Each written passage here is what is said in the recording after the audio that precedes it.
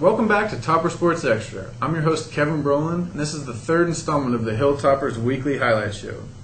The Hilltoppers had a lot of action this week, which included 4 basketball games, 6 softball games, and 2 baseball games. And this week's episode also features the previews for the men's and women's golf team's spring season. There's a ton to get to, so let's get started. Starting with the games on Thursday, the Topper women were looking to come back from a tough loss, and they did that with the 59-51 win over the Lincoln Blue Tigers. Sarah Molesky helped get the scoring started for the Toppers, and she finished with 8 points on the night. Brittany Ward and Kelly Payton also gave their usual scoring contributions with 13 and 22 points respectively. The men's team played Lincoln right after, and the crowd was going wild. Even Greenman was out to catch this one. Look at him go. Up. Watch your step there, buddy. Yannick Zimmer had 16 points and 4 assists on the night, including 3 of 8 from behind the arc. Jeff Miner also continued his great season with 27 points, and the Toppers won this one 72-69. The men's team wasn't done this weekend as they took on Newman Saturday and held on to an exciting 59-57 win. Reggie Shanks led the Toppers with 21 points and 9 rebounds. Jeff Miner also pitched in 18 points, and Corey Griffin led the way with 16 rebounds.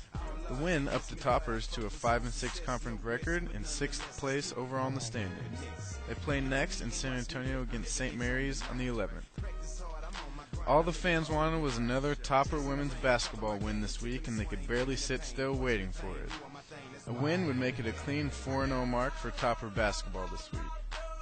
The Toppers won this one against Newman 60-47, led by Kelly Payton's 14 points and Sarah Head's 11 points and 8 rebounds.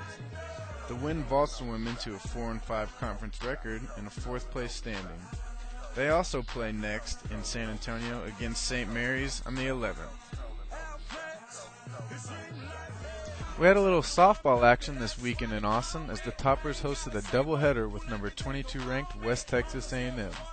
The Toppers won the first game 8-4 and won the second game 7-1 with a dominant, complete game effort by Paige Sandahl. She got a little run support from Miranda Yeager, Megan Bailey, and Allie Valdez, who all hit home runs.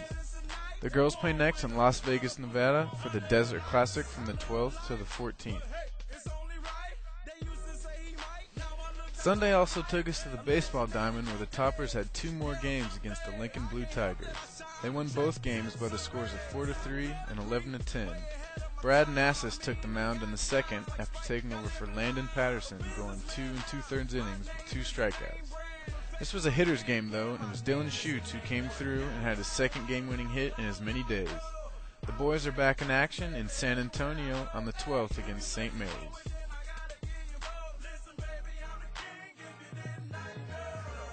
Wow. That was quite a busy week for St. Edward's Athletics, and a pretty successful one, I might add. Next, we have a couple interviews with some of the finest golfers you'll find here at St. Edward's University. Without further ado, here are your much-anticipated spring golf previews. Since this week's episode features the golf preview, I have Kirby Baker here with me from the women's team. The women's team finished the fall portion of their schedule in October, and right now they're gearing up for the spring portion. If I could get your name, your year, and your favorite golf movie from you. My name is Kirby Baker. I'm a sophomore, and my favorite golf movie is Caddyshack. Okay, Kirby, are you ready for the questions? I'm ready. Are you ready? I'm ready. Let's go. Let's do it.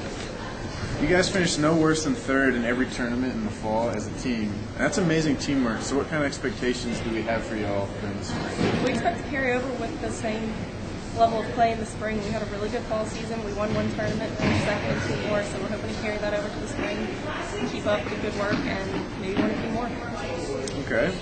Now, 2 of your teammates, Emily Quinta and Aaron Redfield, are seniors. Could you tell me about what kind of senior leadership they have on the team, and also talk to me about the excitement surrounding the team due to the depth of the underclassmen for the future? It's nice having 2 seniors on the team. Emily's a 5th-year senior, so she's been here for a while. They both have a lot of experience, and they do a good job leading the team and keeping us on the right track. And then we've got 3 freshmen on the team this year, and I'm a sophomore, so it's looking good for the future. All of our freshmen are really talented. They had a good fall season, so it's looking good for all right. Let's go. Well, we're all excited. And now golf can be a frustrating game for most people. Even for me, I can kind of lose it during putt-putt because I'm just terrible. But for you, how do you keep your head during a tournament? How do you keep your composure when things aren't going right? Because with golf, it's weird how like you can be feeling good in the morning, and then nothing can go right by the end of the day. How do you keep your head? Golf's a really frustrating sport. You never know what you're going to bring to the course each day. You could be playing great, you could be playing awful. It happens to everybody. The main thing is to focus on every shot, one shot at a time, not let a bad hole get to you or get too frustrated with one bad shot. Just move on, do the best you can. Exactly. And now, could you tell the fans when your first tournament is and when your first Austin area tournament is, in case people wanted to come out and see you? Our first tournament is in 2 weeks in San Antonio, February 22nd and 23rd. And next week we have our home tournament here in Austin at Grey Rock Country Club, and that's March 1st and 2nd. Okay, and I usually ask all the interviewees if they have anything to say to the camera while the billions of people are watching. Any message you'd like to get out there about the team? Go golf. Y'all should come out and watch. We don't get many fans out there, but it's fun to watch, so if you can. Cool. Well, we'll keep it updated so people know where y'all are playing, so we can try to get people out there to come watch y'all. Awesome. Now, we loved having Kirby here talking golf with us, but I'm almost positive she has better things to do to sit here and chat with me. So next we have our feature with the men's golf team. I'd like to thank Kirby again for coming, and stay with us for the men's golf team. Teaming on with our golf preview show, I've got a couple players from the men's side with us. I'm here with two of St. Ed's finest golf players, and Matt Hatcher and Matt Smith. If y'all could I get your name, your year, where you're from, and your favorite golf movie? I am Matt Hatcher. I'm a senior. I'm from England. And my favorite golf movie is probably Tin Cup. Matt Smith from Austin. I am a senior. Probably Tin Cup or Caddyshack. No love for Happy Gilmore? Oh, I'm changing Happy Gilmore, Oh, definitely. Forgot about that. Now we got a couple questions for the Matts. Matt Hatcher, golf's a little different from the other sports at St. Ed's since it goes all year long, and there's sort of a break from the end of October until now. What's the commitment like for that, and which part of your season is more important? It is a big commitment because we have to go all year round. The school's quite tough, but I definitely think the most important season is the spring now because it leads up to our pre-season where we have conference, regionals, and possibly nationals. That's when nationals takes place in the second part? Yeah. Okay. And y'all will definitely be there, right? Winning it? We're going to try. All right, Matt Smith, y'all ended up ranked 8th in the coaches poll after last season, and the team's seen tons of success in the last few years. What are y'all's realistic goals for this season?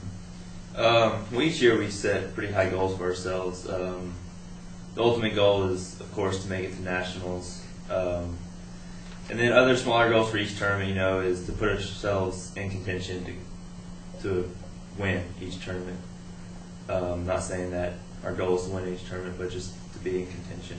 I mean, golf's a difficult sport. It's difficult to come in and say, yeah, I'm for sure going to win this tournament. Definitely. Sort of like baseball in that anything can happen. But the team's shown a lot of success and shows y'all can be in there every tournament. Yeah, our team definitely has a lot of confidence, and our main goal is just to make it to nationals. Now, I know a little bit about golf, but not a great amount, so I have to ask.